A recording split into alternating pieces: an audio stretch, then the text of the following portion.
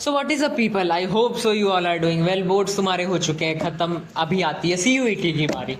सो कैसे करना है सीयूईटी, क्या हो पाएगा फर्स्ट अटेम्प्ट में, या फिर बाकी सारे डाउट्स को कवर करते हुए इस वीडियो को स्टार्ट करते हैं। तो सब फर्स्ट ऑफ ऑल तुम्हारा जो अभी एक मेन चीज़ होना चाहिए तुम्हारे माइंड में, वो ये है कि बोर्ड्स में तुमने कुछ गलतियां ज़रूर की होगी। एक बार उसको एक्नॉलेज कर लेना कि तुम उसको सीयूईटी में रिपीट ना कर रहे हो।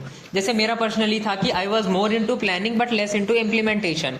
तो मेक श्योर करना जैसे तुम्हारी भी ऐसी कुछ छोटी छोटी गलतियां होंगी उसको नोट डाउन कर लेना और इस पे वर्क करना सो दैट कि तुम सीयूईटी में अच्छा कर रहे हो। क्योंकि सीयूईटी एक ऐसा गेम है जो कि 2 महीने में तुमको खेलना है, और डिपेंड तुम्हारा फ्यूचर इसी पे करता है कि तुम 2 महीने में कितना रगड़ते हो। अगर तुम 2 महीने फुल पावर अपना लगा देते हो, तुम एसआर में बैठे होगे या फिर जो भी तुम्हारा टॉप कॉलेज है according to your stream and course.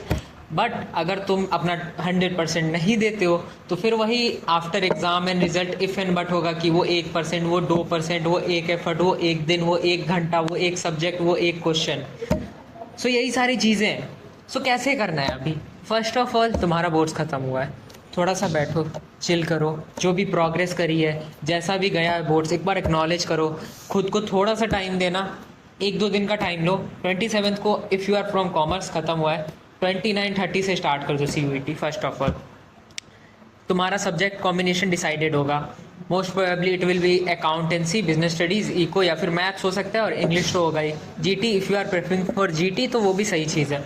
सो अभी करना कैसे, फर्स्ट ऑफ ऑल डिसाइड कर लेना कि एक बार सिलेबस चेकआउट कर लेना फर्स्ट ऑफ ऑल कि सिलेबस क्या है अकाउंटेंसी का, बिजनेस स्टडीज़ का, इकोनॉमिक्स का और बाकी जो भी इंग्लिश वगैरह। वैसे तो इंग्लिश का सिलेबस एनटीए निकालती है बट कभी भी उसके रिलेटेड एग्जाम होता नहीं है।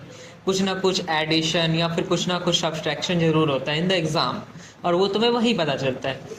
सो पहले सिलेबस देख लेना एक बार, क्योंकि मैक्रो इकोनॉमिक्स में माइक्रो का पोर्शन कुछ एडेड होता है और अकाउंटेंसी में कंप्यूटराइज ऐड होता है। सो ये चीज़ कर लेना। देन सेकेंडरली तुम टीचर डिसाइड कर लेना कि तुम्हें कौन से टीचर से पढ़ना है, कोई भी सब्जेक्ट। क्योंकि टीचर अगर तुम जितना ज़्यादा स्विच करोगे in between the preparation time, so वो कहीं ना कहीं एक बैकफायर कर देता है तुम्हें। दूसरा चीज़ ये हो गया, टीचर डिसाइड कर लिए तुमने सिलेबस भी देख लिया, तो अभी बारी आती है कुछ बुक्स वगैरह की। तो देखो बिजनेस स्टडीज़ में तुम्हें एनसीईआरटी ही प्रेफर करनी है। In accountancy also you have to just prefer NCERT, कुछ और करने का तुम्हें नीड है ही नहीं, सिंपल चीज़ है। Then if we come to economics, economics में you may prefer TR Jain या फिर कोई अदर बुक्स, बट इंडियन में एनसीईआरटी अनफ होती है।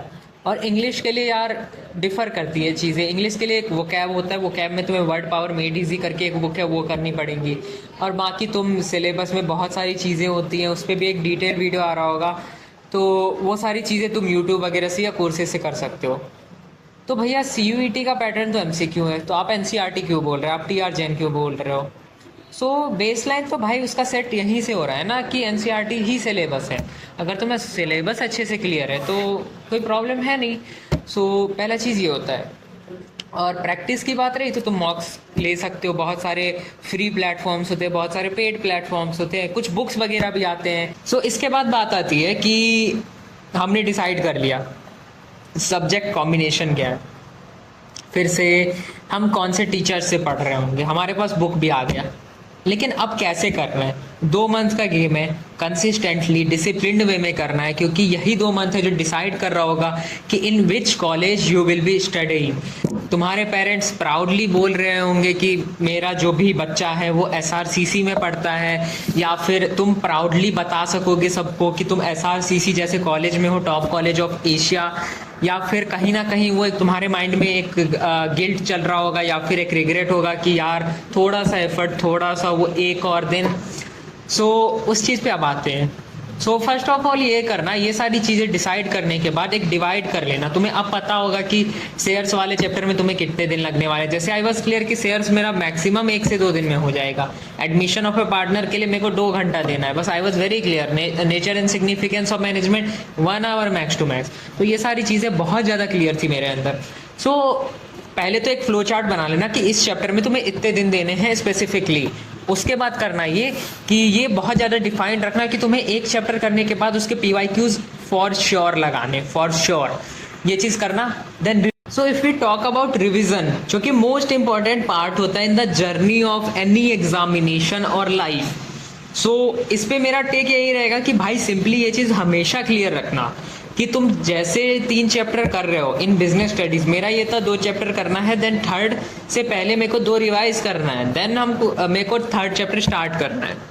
So it was like that. और अकाउंटेंसी में इट वॉज कि 2 चैप्टर उठाते हैं कोई सा भी, उसको खत्म करते हैं, थर्ड चैप्टर स्टार्ट करते हैं और फर्स्ट जो भी 2 चैप्टर है मेरे, उसके एक कोई भी क्वेश्चन लगा लेते, सो दैट कि मेरा कॉन्सेप्ट मेरे माइंड में बना रहे हमेशा के लिए। और ये चीज इतना इंपॉर्टेंट क्यों है, क्योंकि तुम 10 चैप्टर अगर कर लेते हो 20 दिन में, चलो तुमने कर लिया, बट 21st डे पे यू विल फील लाइक कि भाई मैंने जो फर्स्ट चैप्टर करा था एडमिशन का, उसमें जो ये वाला केस था उसका जर्नल एंट्री क्या होता है, you will feel like this. But तुमने अगर रिवाइज किया है तो यू विल बी लाइक भाई मैंने फर्स्ट चैप्टर करा था, फर्स्ट चैप्टर में एडमिशन के इस केस में ये वाला एंट्री होता है और इस केस में ये वाला एंट्री होता है। You will B fricking confident on your own self. So revision is the most important चीज। सो रिवीजन तुम्हारा हो रहा है, तुम्हारे चैप्टर्स कंप्लीट हो रहे हैं, एक चीज हमेशा याद रखना, डेडलाइन हमेशा बना के रखना। तो अभी फ्रेमवर्क कैसा चल रहा है, तुमने सब्जेक्ट कॉम्बिनेशन डिवाइड किया, टीचर्स सिलेबस देखा, टीचर्स को डिफाइन किया, देन तुमने डिवाइड किया कि तुम्हें ये सारे चैप्टर्स के लिए इतना दिन लगेगा, तुम अभी पढ़ना स्टार्ट कर चुके हो और पढ़ाई के साथ में तुम मॉक्स लगा रहे हो, प्लस साथ में रिवीजन कर रहे हो। रिवीजन का एक चीज डिफाइन रख लेना कि तुम्हें इस सब्जेक्ट में इतने चैप्टर के बाद रिवाइज करना है। इसके बाद तुम ये लूप को कंटिन्यू करना और जैसे ही तुम्हारा सिलेबस कंप्लीट हो तुम पूरा मॉक अटेम्प्ट करना स्टार्ट करना। ये चीज तुम्हारे लिए वर्क करेगा। और पूरा सिलेबस खत्म होने के बाद एक बार पूरा रिवीजन प्लस कंटिन्यूअसली मॉक्स लगाते रहना। और द मेजर इंपॉर्टेंट पॉइंट, कभी भी मॉक लगाओ तो हमेशा उस एक इन्वायरमेंट में लगाओ। ऐसे ही मत लगाओ कि 5 क्वेश्चन लगा रहे हो 5 छोड़ रहे हो, ये मत करो। मेक श्योर कि तुम प्रॉपर इन्वायरमेंट में कर रहे हो, क्योंकि फिर तुम वहां पे नोटिस कर पाओगे कि तुम कहाँ मिस्टेक कर रहे हो, कहाँ तुम सही जा रहे हो। जब तक तुम अपनी गलतियों को नोटिस नहीं करोगे और उन पे वर्क नहीं करोगे, इम्प्रूवमेंट नहीं आ सकता है। तुम चाहे 150 मॉक लगाओ या 400 मॉक लगाओ, डजेंट मैटर। अगर तुम 50 मॉक लगा के हर एक मॉक में अपनी मिस्टेक्स को फाइंड आउट कर रहे हो, अपने टाइमिंग्स को देख रहे हो, अपने टॉपिक्स को हाईलाइट करके सही कर रहे हो, दैट विल वर्क और that will be the most important thing for you. So summing up in the video in next 10 second, जो कि है सबसे पहले डिसाइड कर लो सब्जेक्ट कॉम्बिनेशन, देन सिलेबस देखो, देन टीचर डिसाइड करो, देन डिवाइड करो वर्क को कि इतने दिन में ये सारे चैप्टर्स करने, देन कंटिन्यूस रिवाइज के साथ चैप्टर वाइज मॉक्स लगाओ, देन लास्ट में full revision plus full mocks. This is the whole process जो कि तुम्हें फॉलो करना है for CUET, for cracking CUET in the best way possible. और इतना लिख के ले लो, 800 स्कोर करना is not a tough task. और मेरा जो स्कोर रहा था और मेरी जो जर्नी रही थी वो भी आने वाली है। और कहीं ना कहीं मेरे साथ एक मिस फॉर्चुनेट इवेंट हुआ था, सो उसके बारे में भी सुनने के लिए, समझने के लिए, एक्सपीरियंस लेने के लिए स्टे ट्यून्ड। मिलते हैं नेक्स्ट वीडियो में, तब तक के लिए सी या।